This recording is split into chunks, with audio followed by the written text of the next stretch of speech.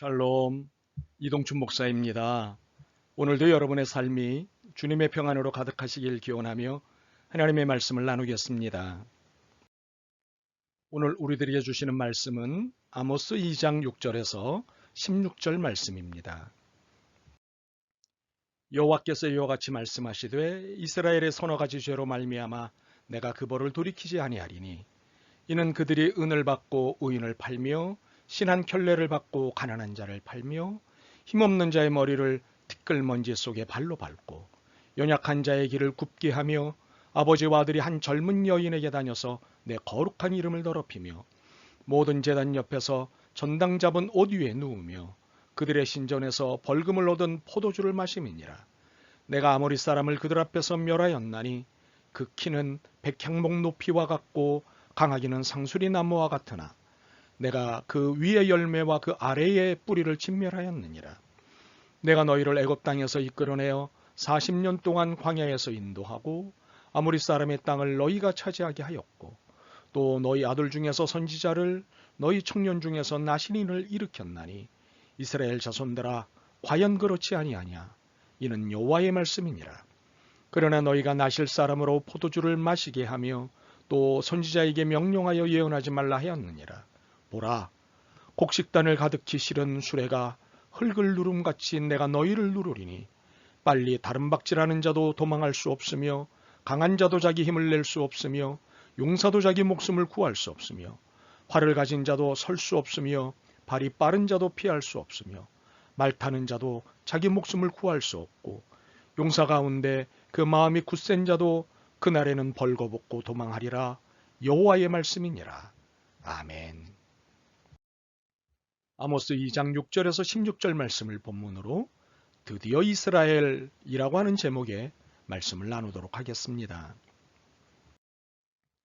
남유다 지역에 속한 드고와 예루살렘 남쪽에 있는 드고와 출신 목자 아모스가 예언자로 발탁된 것은 순전히 하나님이 하신 일이었습니다. 하나님은 그를 남유다가 아닌 이스라엘을 향한 스피커로 쓰셨습니다. 그리고 아모스는 요나와 같지 않았습니다. 단 한 번의 토도 달지 않았습니다. 왜 그럴 수 있었을까요? 정의, 하나님의 정의를 이해했기 때문입니다. 아모스는 하나님의 정의는 하나님의 사랑의 또 다른 표현이라는 것을 이해했습니다. 하나님의 정의는 맹목적인 사랑이 아닌 올바름에 기초한 사랑임을 알았기 때문에 요나와 같이 무모한 도발을 하지 않았던 것입니다.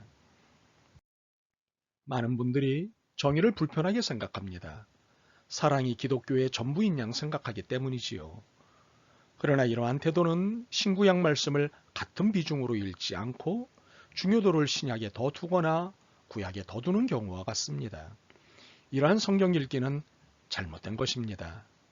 또한 혹자는 구약은 정의를, 신약은 사랑을 말한다고도 하는데 이런 성경 읽기도 잘못된 것입니다.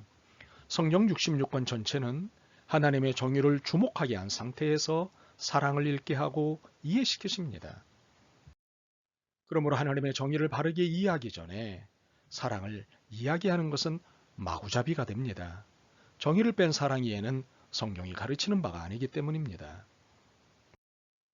드디어 아모스의 스피커가 정방을 향했습니다. 드디어 이스라엘을 향했습니다. 그런데 아이고 어마어마하게 쏟아놓으시네요. 주변 7개국을 향해 메시지를 던지실 때 시작하셨던 말씀, 서너 가지 죄로 말미암아 내가 그 벌을 돌이키지 아니하리니가 이스라엘을 향한 메시지에서도 보입니다. 그런데 하하 이건 서너 가지가 훨씬 넘네요. 첫 번째, 은을 받고 의인을 판 일 6절입니다. 두 번째, 신한 켤레를 받고 가난한 자를 판 일입니다. 이 또한 6절입니다. 세 번째, 힘없는 자의 머리를 티끌먼지 속에 넣고 발로 밟은 일 7절입니다. 네 번째는 연약한 자의 길을 굽게 한 일, 이 또한 7절입니다. 아버지와 아들이 한 젊은 여인에게 다닌 일 7절입니다. 이 또한. 여섯 번째로 모든 제단 옆에서 전당 잡은 옷 위에 누운 일 8절입니다.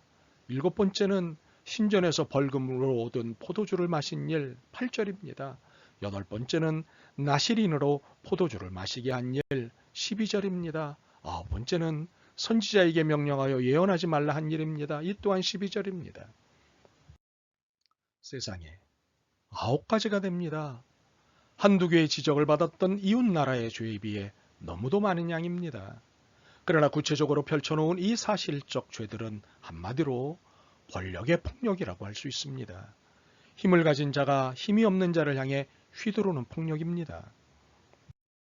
그런데 특히 6절과 7절 본문에서 말하는 가난하고 힘없는 자는 어느 사회나 존재하는 과부, 고아, 나그네 등과 같은 이들을 말하는 것이 아닙니다. 특정한 사회 현상으로 말미암아 땅바닥으로 떨어진 사람들, 길바닥으로 쫓겨난 사람들을 말합니다. 예를 들면 용산 참사와 같이 국가주도의 재개발 때문에 거리로 쫓겨난 사람들을 말합니다. 4대강 사업과 같이 국가 권력과 대기업이 결탁하여 추진된 국가사업 때문에 생계터전을 잃고 길에 내버려진 사람들을 말합니다.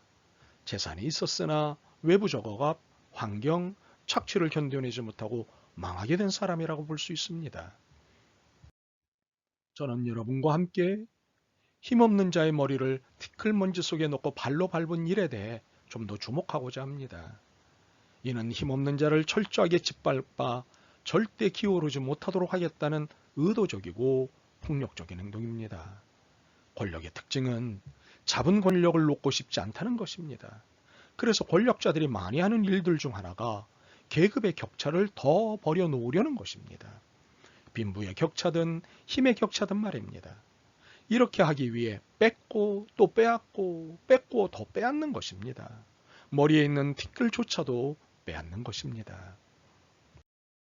하나 더 7절입니다. 연약한 자의 길을 굽게 한 일에 주목하겠습니다. 이는 힘있는 자가 또 하나의 힘있는 자와 결탁하여 힘없는 자의 것을 뺏고 또 빼앗고 뺏고 더 빼앗는 것입니다. 경제인은 법조인과 법조인은 정치인과 정치인은 경제인과 경제인은 행정관리와 행정관리는 지배계층과 심지어 종교 지도자도 하나님과의 관계보다 더 깊이 그리고 더 넓게 사회의 상류층들과 관계를 맺고 힘없는 자들을 가해하는 것입니다. 이렇게 뺏고 또 빼앗고 뺏고 더 빼앗아 기어오르지 못하게 하는 것입니다. 이런 비인간적인 폭력에 하나님이 침묵하실 수 있을까요? 결코 가만히 계시지 않으시지요.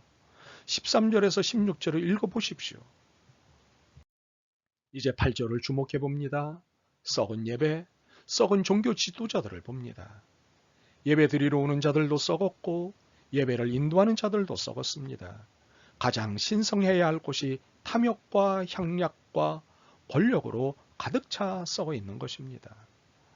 법의 이름으로 힘의 논리로 약한 자를 쥐어짜었거나 가난한 자들에게 빼앗은 것으로 헌금이라고 드리는 부자들, 그리고 하나님께 드리는 예배가 아니라 자기 만족을 위한 연회로 생각하는 사람들을 하나님이 어떻게 보실까요? 악한 부자의 흥얼거림을 들으시는 하나님이 아니십니다. 도울이 없어 탄식하는 백성의 신음소리를 듣는 분이십니다. 13절에서 16절이 그 증거입니다. 12절은 어떻습니까? 나실 이른 후 포도주를 마시게 하고 선지자에게 예언하지 말라 명령하는 이들은 도대체 누구입니까? 엘리트 종교인들입니다. 높은 지위를 가진 종교 지도자들입니다. 신학자일 수도 있습니다. 이들이 하나님께 구별되어 훈련받고 있는 나실인을 타락시키는 것입니다. 이를 신학생이라고 볼 수도 있겠군요. 그리고 왜 예언자에게 예언하지 말라고 압력을 가하는 것일까요? 하나님 말씀대로 살고 전하는 사람들 때문에 소위 엘리트 종교인들의 입지가 불리해질 때, 그래서 부담이 될 때 박해를 가하는 것입니다. 불의를 밥 먹듯 저지르는 엘리트 종교인들에게 정의는 얼마나 부담스럽겠습니까? 그러므로 자신들의 불의를 정의라고 하고 정직한 이들의 정의를 틀렸다 하는 것입니다. 그래야 자신들의 불의가 탈로 되지 않을 테니까요. 더욱이 종교의 이름으로 탐욕과 향락과 권력을 누리기 위해서는 완전한 해방이 필요합니다. 그것은 하나님으로부터 벗어나야 가능한 일이었습니다. 그러므로 정의를 외치는 예언자들의 입을 막고 정의가 빠진 사랑을 외침으로 탐욕과 향락과 권력을 누리는 것입니다. 그러나 과연 이 타락한 종교인들의 뜻대로 될까요? 아모스는 이 책이 끝나기까지 줄곧 외치는 메시지가 있습니다. 힘 있는 자가 힘 없는 자를 착취하고 억압하는 일은 하나님에 대한 반란이자 반역이다. 그러니 힘이 없어 빼앗긴 분들이여 하나님을 믿으십시오. 하나님은 무심한 분이 아니십니다. 빼앗은 것으로 자랑하고 누리는 자들이여 기억하시오. 그것은 반역입니다. 반역은 반드시 응징됩니다. 13절입니다. 보라, 곡식단을 가득히 실은 수레가 흙을 누름같이 내가 너희를 누르리라. 아멘. 주님, 힘 있는 자들의 폭력을 보면서도 외면했습니다. 침묵도 했습니다. 더욱이 동조도 했습니다. 불쌍히 여기시옵소서. 결코 좌시하지 않으시는 하나님을 두려워합니다. 도와주옵소서. 용기와 믿음을 갖고 불의한 권력에 당당히 맞서게 하옵소서. 예수 그리스도의 이름으로 기도드립니다. 아멘. 오늘도 여러분의 믿음과 삶을 응원합니다. 사랑합니다.